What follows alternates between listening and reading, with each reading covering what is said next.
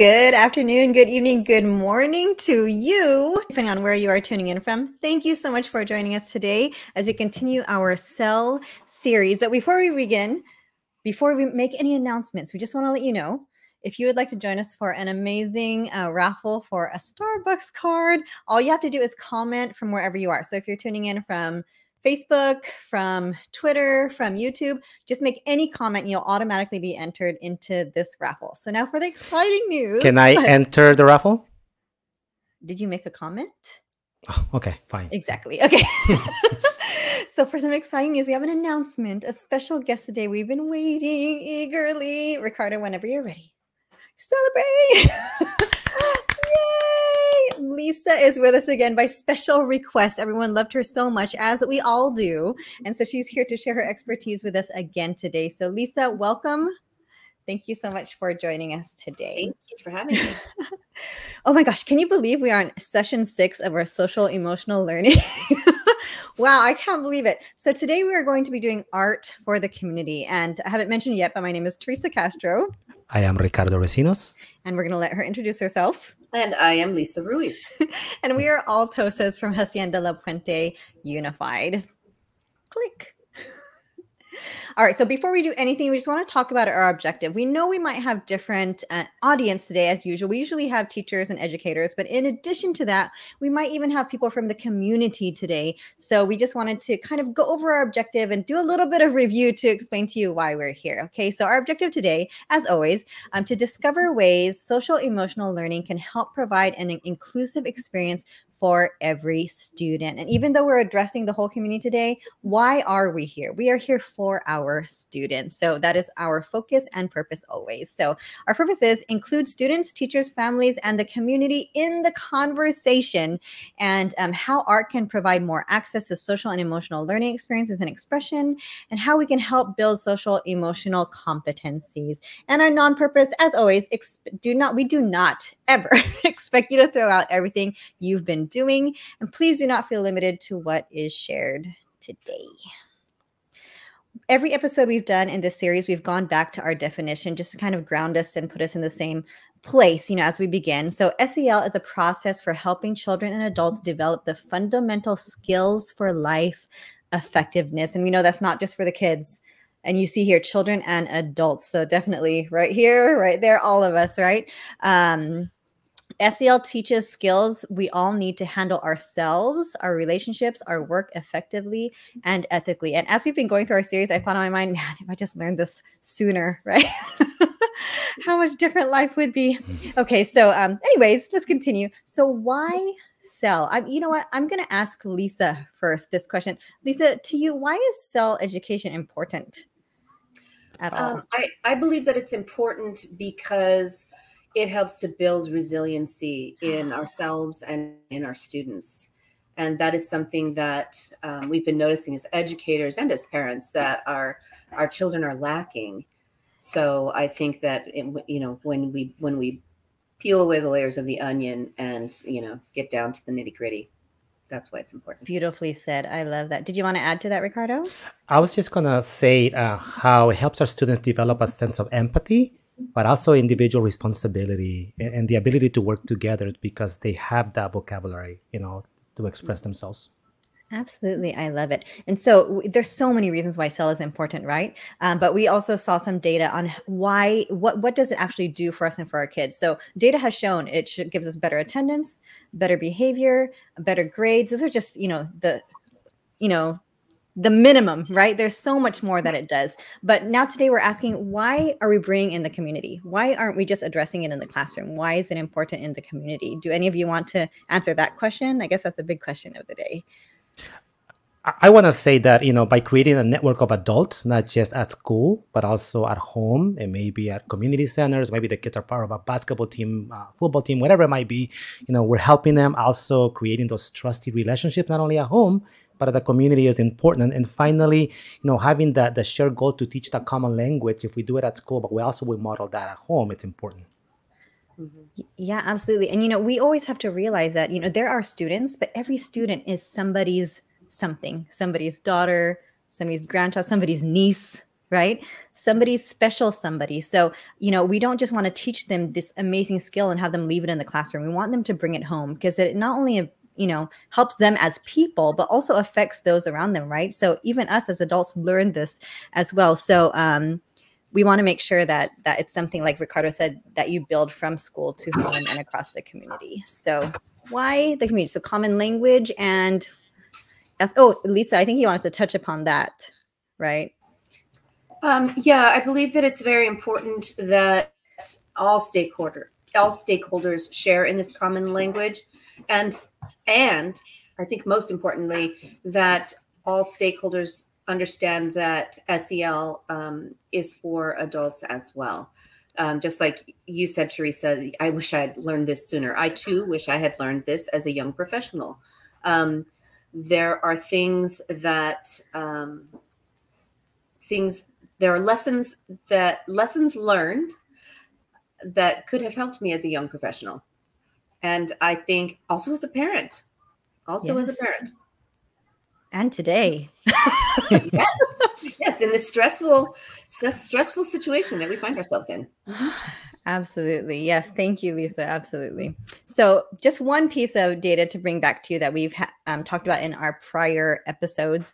So statistically significant associations exist between measured social emotional skills in kindergarten and young adult outcomes across multiple domains. So this isn't just something that's, we'll learn today and we're going to forget about tomorrow. SEL is here to stay because you could see how big of a difference it makes.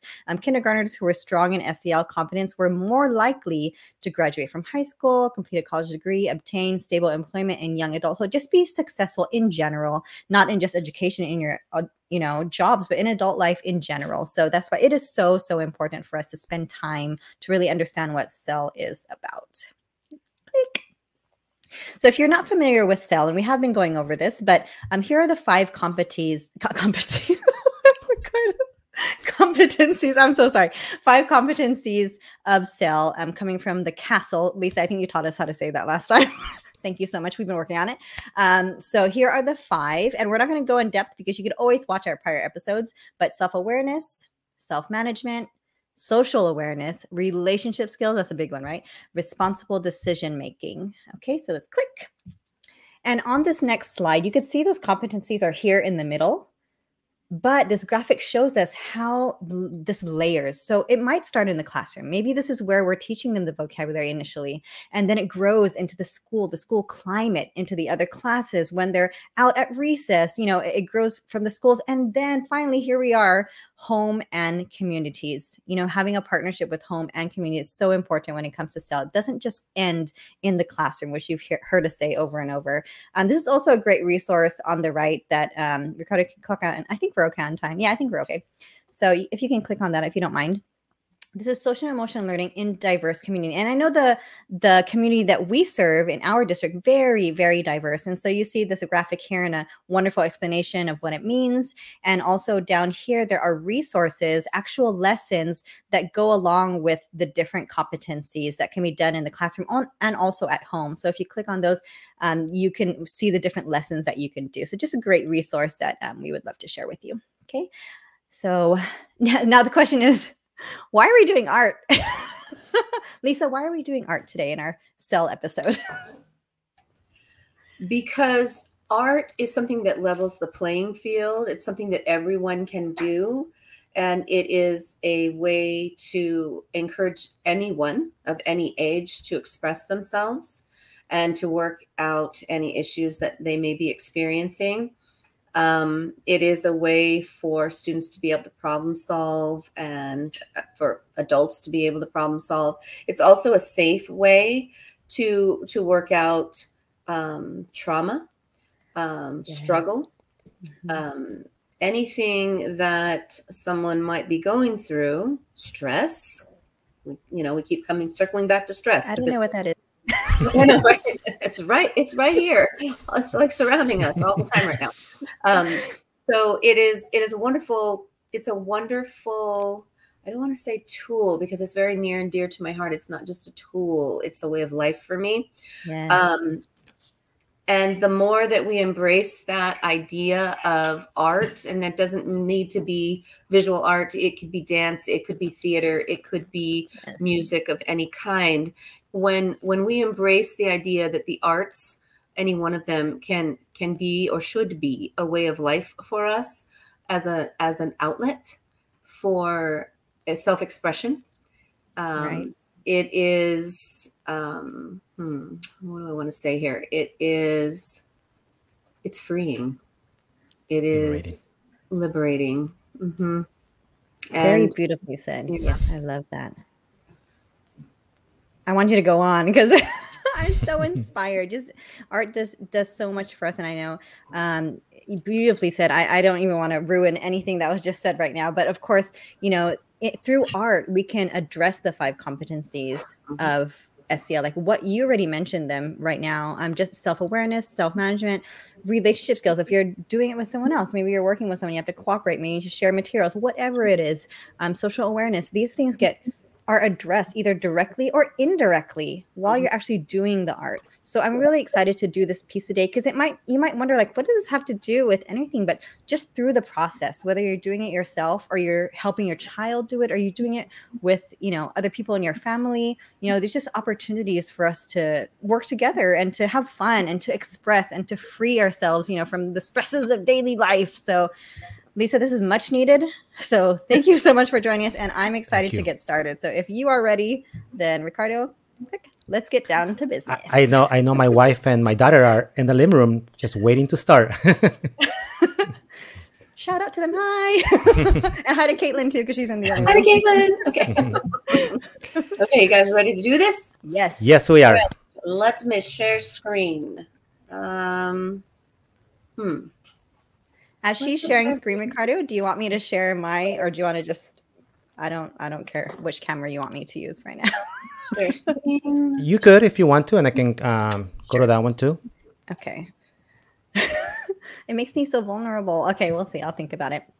And I see Elisa, I'll put it on, and then you can just switch it how we did before. There it goes. Perfect. Oh, great. There we are. Oh, can we remind them what they need just in case they didn't get the memo? Yes. They can run and You get are it. going to need a Post-it note, a 3x3 Post-it note. Now, for some reason, my document camera is making this look rectangular, and it's not. It is a square. We trust you. Document cameras. Okay, so this is actually a square. That's super frustrating to me. You can do any color Post-it note you want, and it could be any kind of piece of paper. I just mentioned Post-it note because teachers have Post-it notes, you know, coming out our ears, and they're already 3x3. So you can use any color you want. You need a piece of white paper. Printer paper will do. You'll need a pair of scissors and a glue stick.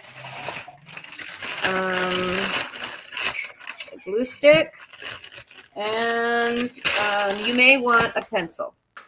That's it. That's all you need for this art making experience. I want to make this not rectangular, but I fear if I mess with it, it may shut off, and then I'll be really upset. So I'm going to, what if I do that? Does that look more square?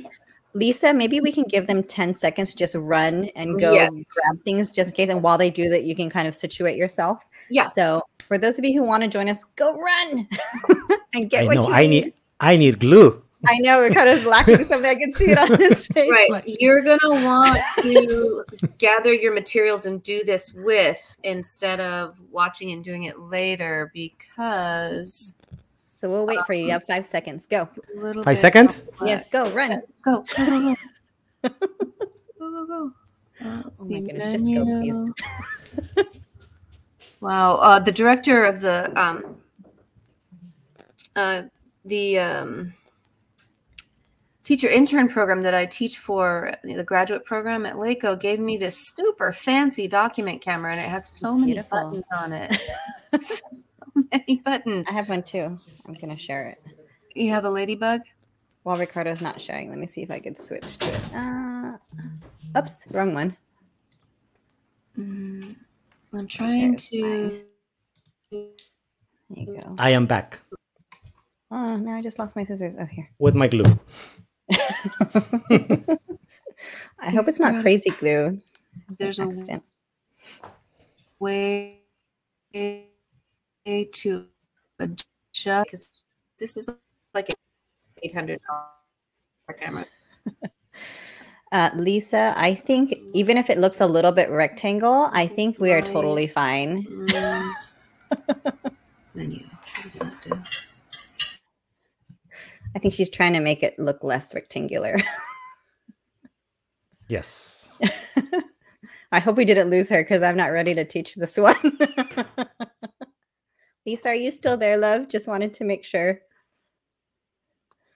I think she's frozen. Is she? Are you there? Are you? We're Lisa, here. Oh, okay. Are we ready to get started? Yeah, let's begin. Okay.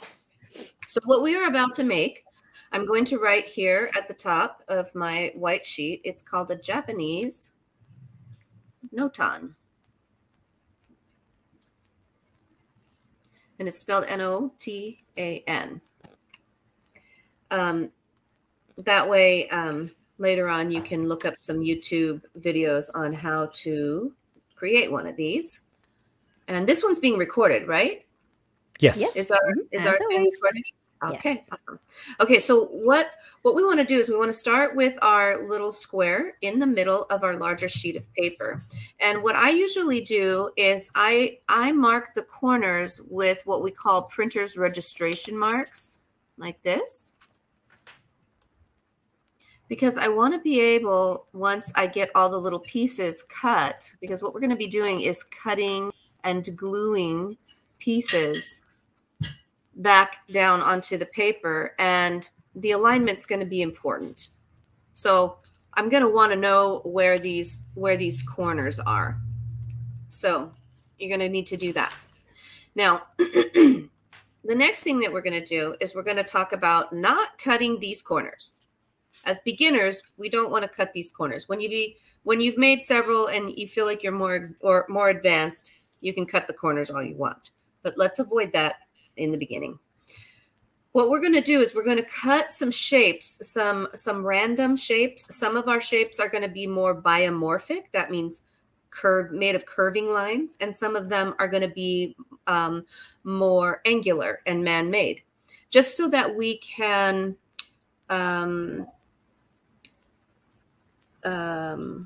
go back and forth between those two types of lines so that we have some visual interest. If all of the shapes that we're cutting out are the same, it gets a little bit boring. So we want to have some variety in our design. So we're going to cut out of one side first, and then we'll cut all the shapes out of another side, and then the other side, and then the other side. So we're going to cut all four sides. So the first thing I'm going to do is I'm going to cut out of this side. So I'm going to cut, I'm not going to cut all the way past the middle. I'm going to cut like a little bit short of the middle. So what I like to do is I like to put my finger or my thumb so that I know that I'm not going to cut past that, because I don't want to do that. And I'm just cutting a shape. And some people, and I'm not going to say any names, are a little bit of control freaks, and they just might feel tempted to draw every shape. Please avoid the temptation. I think she's talking to Ricardo. She's not talking to me. I'm not saying any names. Just cut it. Okay? Just cut the paper. Be brave and cut the paper. Now, once you've cut your piece of paper, then you're going to take that piece of paper and you're going to flip it so that it is a mirror image, and the corners line up. See my corner? It's going to line up here, and my corner is going to line up here. And now I have a symmetrical positive negative space design. The positive space is, oops, that's my husband calling. Sorry. He's going to be all bugged because I hung up on him. So the positive space is taken up by the colored paper, and the negative space is the emptiness left behind by the paper that was cut out. Okay, now we're not done because there's more paper here left that we can cut out. So I'm going to pick that piece up, and I'm going to cut another one. Now, this line that I cut is curved. So this is a biomorphic, therefore creating a biomorphic.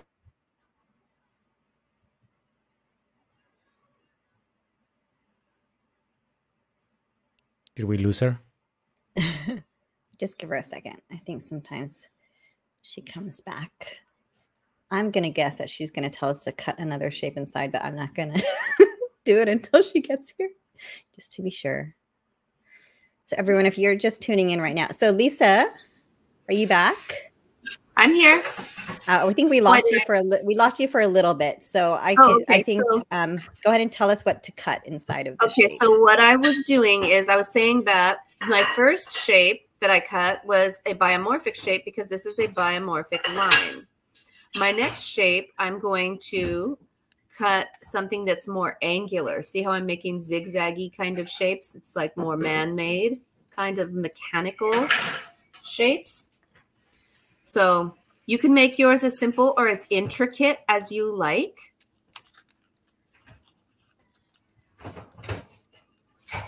I think having smaller scissors helps. It does, yeah. I have some paper collage scissors here.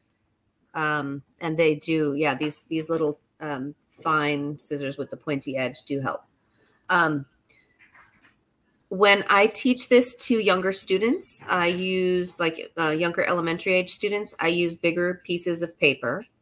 And they have those elementary scissors that are just, I hate those scissors so much. But I know them well. I hate those scissors. But what I do is I use a 6x6 square for younger students because this tiny piece of paper is just no bueno. It's just not good for little hands. But I knew for what we were doing tonight that this a small piece of paper was going to work for us. So then what we're going to do is I always, as many times as I've done this in the past, I always fit my piece back where it came from so that I can remember that I'm going to flip it so that it's mirror image. Because we want to make sure that every time we flip it, it's a mirror image and that we align it like that with the corners. Because what eventually ends up happening is because those corners are touching, your eye and your brain are going to, you're going to complete the square because there's going to be very, very little paper left in the middle. There's going to be like a sliver of a wiggly X left in the middle. And the rest of it's going to be flipped out, flipped in, flipped out, flipped in, flipped out, and flipped in. Because we're going to do all four sides. So we have enough room still to cut some more. So because we cut this shape in a mechanical, angular kind of shape, now we're going to go back to biomorphic. So we're going to do something more wavy. So we're going to cut again.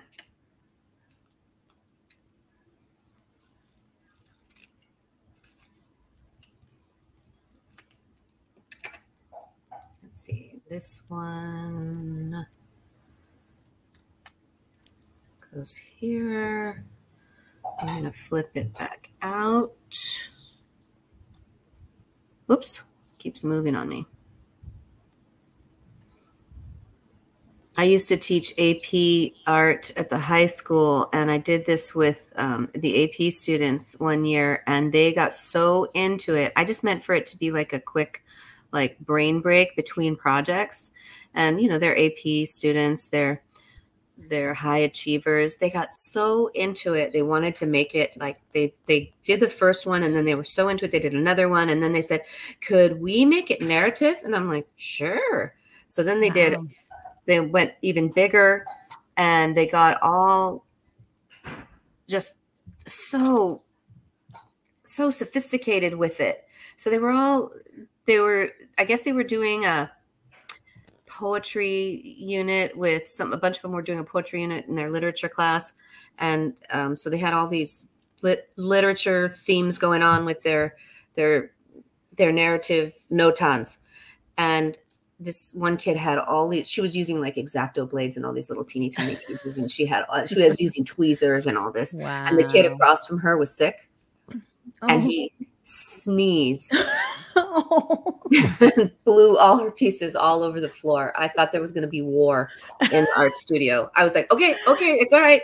All right, it's all right. I'm going to help you pick it up. It's going to be okay. Poor thing. Okay, so there is more room. And, you know, if you're a more advanced group, I would say, let's cut some more. But we don't have all that much time. So we're going to let that lie. Okay, we're not going to glue it down yet. We're going to go to another side. My fingers are twitching to glue it because it keeps coming up. I'm like, okay, I will not. Do not glue it. So now we're gonna keep going. Follow directions.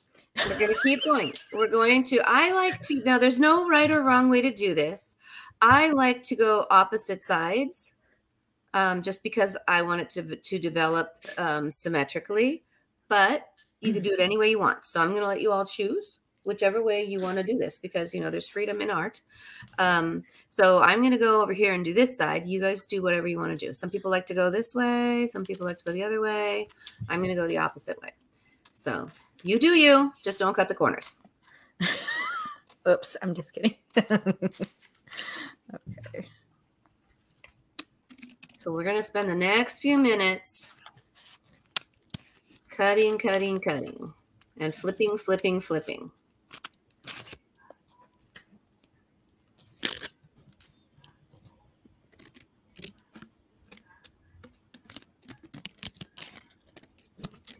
So while you guys are doing that, we could talk about some skills that we're learning besides cutting skills.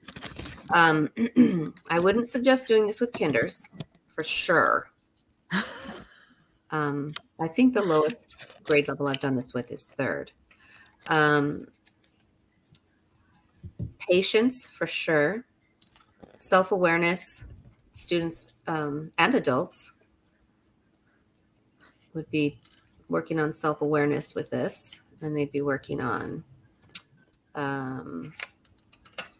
responsible decision-making. Self-management for me. Definitely self-management, right? Definitely. I think that one's probably, I would say that's the #1 skill. More like self-restraint in my case.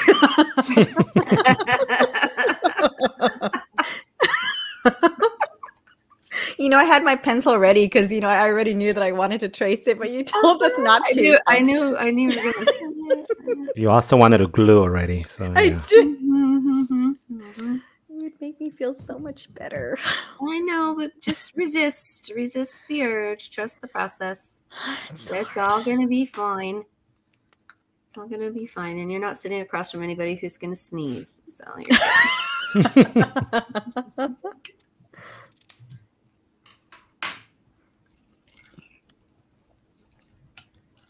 you're fine. I'm curious what my daughter is coming up with. She's in the other room doing it too, and she's really amazing at doing stuff like this. Ooh, I can't wait to see it. I know, I'm excited. Okay. She didn't get that from me for sure. You know what I have to resist the urge to do is licking my fingers to move the paper, because that's a habit of mine, you know, to like lick but you can't be licking anything right now. Well, you probably should never do that, but good to know. That was a habit of mine. I'll just lick my fingers and move the paper around because, you know, it temporarily sticks to your hands. Because my hands are so dry from all of the sanitizer. So very dry. I hear somebody typing and not focusing on what we're doing right now. I am. So another thing with self-management is some people get super frustrated when it starts to move around and they want to just like give up, or it's not it's not turning out the way they want it to. That's why I insist that people don't draw, because I want you to let it happen. Just let it happen. Let it just emerge. Let the design emerge. This is supposed to be abstract at first when you're learning the skill of creating a symmetrical design using positive and negative space. This is a visual spatial design. Can we keep going to the next slide, Lisa, or do you want to wait for you? No, don't wait for me. Keep going. I'm just yapping here, talking through the learning experience and trying to. I'm being a little OCD. I don't know why, because they're just going to move again if I move. I cannot relate to that. I don't know why.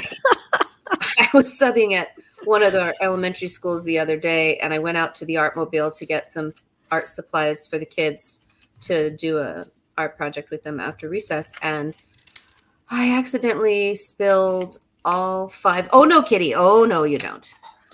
No. I miss Kitty. All 5 of my paintbrush buckets into the street in front of us. Now, you know how I am about my paintbrushes. They're all sorted meticulously by size into their little buckets, and all 5 brush buckets all in the street. No. You know, we have one of those, one elementary school with no parking, always in the street. And so all of my brushes were in the street. So, Lisa. Not a happy art teacher. And, you know, then I heard the bell ring for the kiddo's lunch. And so I was like, God, I can't even sort them. I have to just throw them in the bag like this. So I go running up to the classroom, and I've got this giant shopping bag full of paintbrushes and buckets under my arm. And the kids are like so excited, you know, we get to paint. And I'm like, I can't stop and sort these brushes right now. I'm so like, ooh, okay. Let it go. Just and I'm sure the kids did not even notice or care. They were just like, yeah. One little girl, very tuned in. She was like, "You look stressed, Mistress." And I was like, "I am, darling. I am." The kids are just happy to see you. My brushes are just a mess. She's like, "Would you like me to sort them for you?" I said, "No, thank you. I don't want you to miss out on this fun painting." Well, you know what? I'm not gonna look at it. She goes, "You know what? I'm gonna take it and put it under my desk so you don't have to look at it." Okay. Our kids are the best. Okay, that's a good idea. Thank you, darling. Put it under your desk because it's making my skin crawl.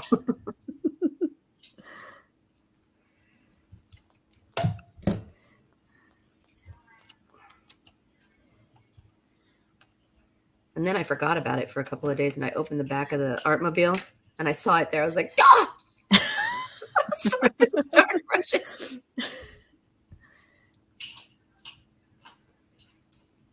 Okay, I cannot wait till we can glue this down. Okay, we're almost there. Patience. It's driving me bonkers. I'm not sweating. Yes, I am.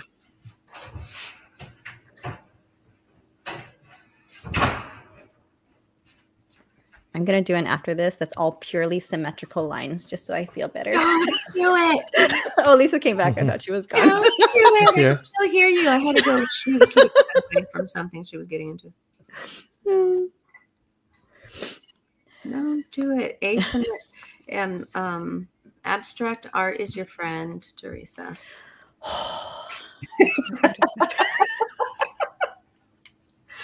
You're funny. I remember when Lisa came in and did an art piece with our team, and Ricardo's like, "I don't know how to do this stuff," and his was like amazing. This was awesome. It was so annoying. It was so annoying.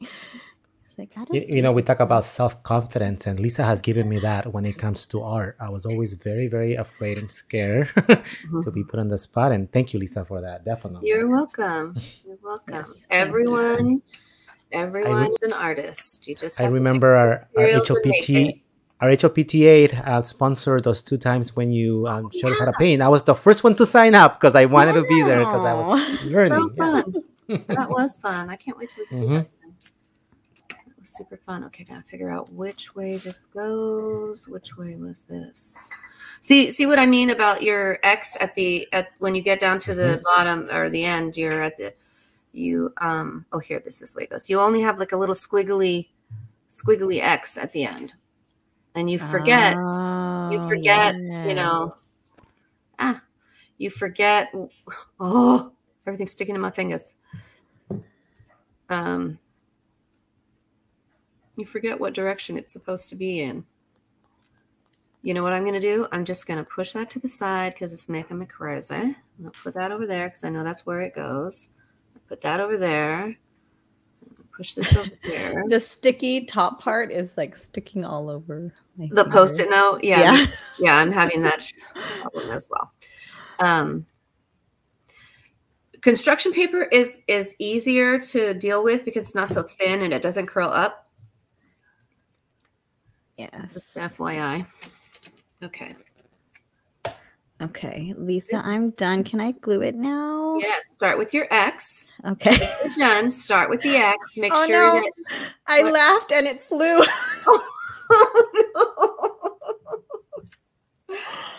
Okay, I need to stop talking. Okay, I'm gonna focus now. Don't breathe. Don't breathe. No heavy breathing because you're gonna blow your little abstract shapes everywhere. Oh. It's all right. You can find them again. They're like little puzzle pieces. So Lisa, we start gluing the X, and after that, glue also the other pieces. Got it. Okay. Yeah. So you just do one section at a time. So glue the X in the center and put the little corners into the little register marks that you created when we started. And realize that once you get the X wet with glue, it might stretch a little bit. So start in the corner and in the corner, and then tap it down that way because this paper will stretch a little bit when it gets wet. I wish I had tweezers. Yeah. Tweezers would be good. So one of the most common mistakes that I find artists, young and old, make is accidentally flipping one of their pieces so that it ends up not being symmetrical. And that's not, it's not the end of the world. Just make another one. No big deal. I just noticed that I was trying to put my X back, and I'm like, which way did it go? Yeah, what? What happened? Because it just looks like a wiggly X now, right? You're not quite sure what's going on. And mine stretched a little, so it didn't get back into the registration mark here. So I want to get it as close to that registration mark as I can. Oh, I need some more.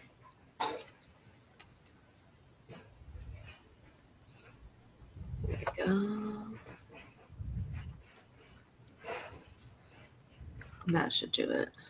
Should get it in. So Lisa, we had a comment asking if you can come to their 6th grade class to show how to do this. I would love to come to the 6th grade class. I would love to, as long as we're not subbing. Ms. Diaz, she would love to come and join you. I would love to come and show your 6th graders how to do this. What site? Miss Diaz is that Nelson? Is that Nelson? I believe so. Is that the Diaz I'm talking about? Mm-hmm. We have a few. Mm-hmm.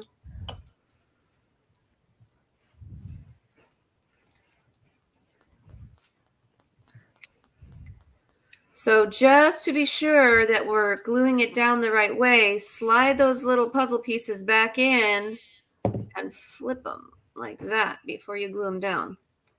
Oh, it's Claudia, right? Yes, Claudia said she is a Nelson. Yeah. I was right. I'm never right. Oh, my goodness.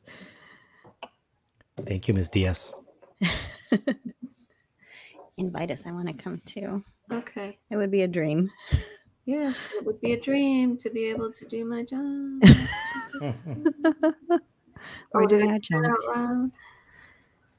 Just our other job. Yeah. Okay, I have one side glued. I know it's a little. How long are we staying on? Everyone, we do not want you to go anywhere, but this is the piece we're doing today. We would love you to stay with us, and so we could all share our final pieces. Oh, Danny is also with us. Hi, Danny. Hi, Danny. Great to have you here.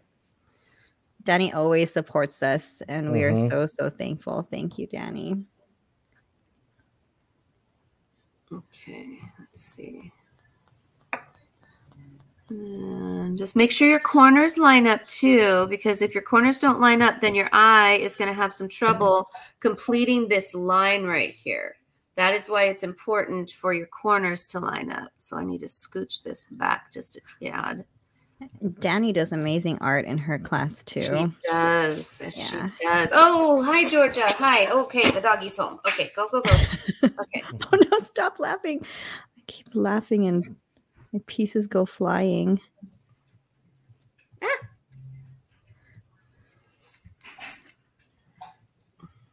Okay, Lisa, I underestimated the intricacy of this art piece, but I love it. Did you cut yours a little too intricate? No, I think when we were talking about what to do today, I was like, oh, that'll be easy. Even though it's not hard. I wouldn't call it hard. I just didn't realize how intricate it would be. I never said it was going to be easy. What? Yes, I'm in the middle of something. Okay, fine. All right. Oh, look what I did. I think I have this wrong. Oh, no, I didn't. Okay, good. All right. I always start talking and then I get distracted and I get one piece. If anyone is just tuning in right now, we we are here for episode 6 of our Cell series, and we are doing an amazing art project with Lisa for our students and for our community, meaning our families, any stakeholders out there. And so if you're just tuning in, we're in the middle of an art project right now. We're not just having fun. We are also having fun, but we're also focused. We are challenging ourselves. Yes, very much so. We are challenging ourselves. I think that we need to destigmatize the whole idea of, art being frivolous and just frivolous and fun, because we need to get rid of that whole, frivolous and fun thing, because just because something is fun doesn't mean it's frivolous. It's frivolous, correct. Can we have that in a quote somewhere in a frame? Yeah. Some of the most we learn some of the most valuable lessons from fun things. Mm-hmm.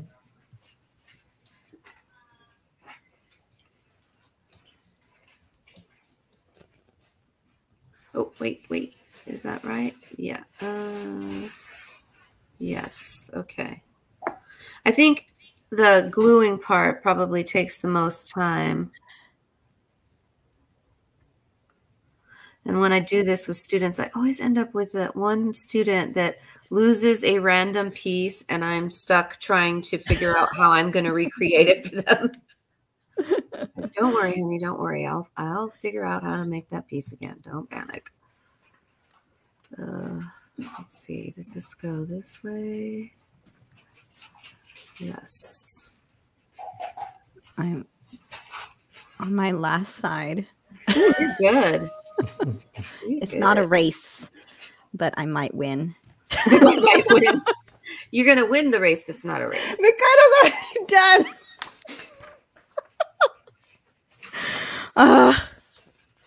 I'm not annoyed by that. It's fine. I did not say anything. Whatever. Okie dokie.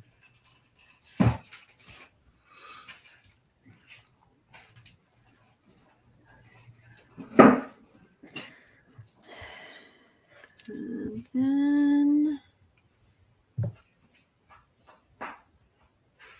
so this is something that you could do as students as a Valentine's Day.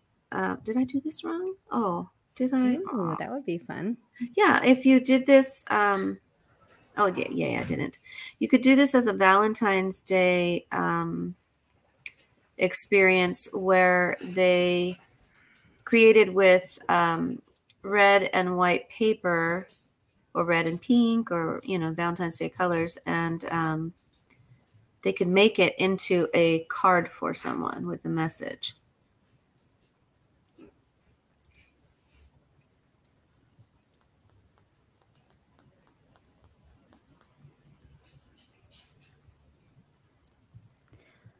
Okay. Teresa, while you're working, would you like to, I mean, while Lisa's working, or Lisa, if you can give us just a short recap of what you are doing. What am I doing? I am creating a Japanese Notan design, which is basically a collage, a cut paper collage of abstract shapes. And when you glue it down, it creates a design of positive and negative, well, let's see, a positive and negative shapes design. Is that right? Positive and negative shapes design. And it can be as intricate or as simple as you would like. I can show you when we're done some, or you can Google it. If you just Google Japanese Notan in images, you will find example after example after example of some of the simplest to some of the most sophisticated, amazing Notans. Ricardo's ready. I have a share screen of it too. So whenever you want to throw my screen up, Ricardo, I can show them. Google has to offer. Sure. Yeah, go ahead. I think, you know, you don't need to keep sharing mine. I'm sure that everybody's almost done with theirs. So when Lisa said we could do a Japanese Notan, I was like, what are you talking about? And I Googled it and I was like, this is so cool. But I didn't realize it was paper. And I was like, that's too hard. And she said, nope. All it takes is 2 pieces of paper. And I was amazed. And I got super excited about doing it today. And look at these. This is amazing. They could start so simple and then get so intricate. Mm-hmm. And if this is something that you're into, like if this is something that you're just like, this is something your brain just loves, you can just do it over and over and over again. And after you've done, you know, say 5 or 6, your brain starts to really get a hold of what's going to happen as you cut and flip and cut and flip. And then things like a narrative piece is possible. I wouldn't say that at first it is for everyone, but with practice, it is. It is possible. You just have to do it, you know, enough times for your brain to like seize onto the possibilities and you know, start to get it, you know, for it to start to click. I would love to do one with bigger piece of paper and smaller scissors. Yeah, bigger pieces of paper. Maybe an X-Acto blade, maybe. A little bit heavier paper is easier to deal with, but I knew that, you know, most of us would be working in a small space. And you're right. Almost everybody has Post-its. Almost everyone has almost Post-its. Everybody. So if I said, oh, you need to cut your paper in 3 by 3, you know, some people would be like, I don't have time for that. But you have a 3 by 3 Post-it. So, wow, Lisa, that's beautiful. Mm-hmm. Thank you. I want to see everybody else's. Mine always ends up looking like a crazy lizard. Do you see the lizard? I do kind of see the lizard pattern. That's true. Mine doesn't look like a lizard. It's crazy psychedelic lizard. His eyes and his mouth and his little crown. I love that. Well, you know, Lisa, I found that really relaxing, but I did have to exercise some cell competencies while we were working. I had to be aware. I did have to kind of cooperate with you. But are we ready to share? Is there anything else you want to say about it before we share our pieces? There's other ways that you can. Oh, I wanted to show you that if you line up the corners, see how your brain completes the box? I could totally see the square, even though we cut it out. Yeah. Totally see If this. you line up the corners, your brain completes the box. You'll find that with some emerging artists, we'll say, they'll get in a hurry to start gluing, to get it all glued down, because I think that people panic and they're like, I just got to get it glued down before I lose a piece.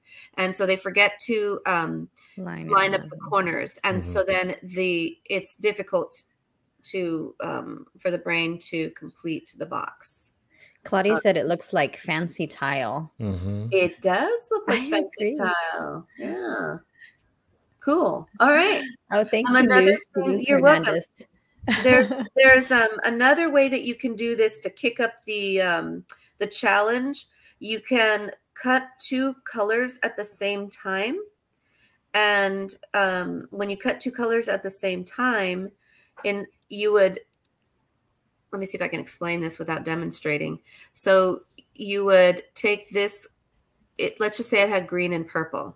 I would cut out both of them, and instead of, I would flip out the purple, leave the green here, flip out the purple, then flip the green, and then flip purple, so that I could play with more colors.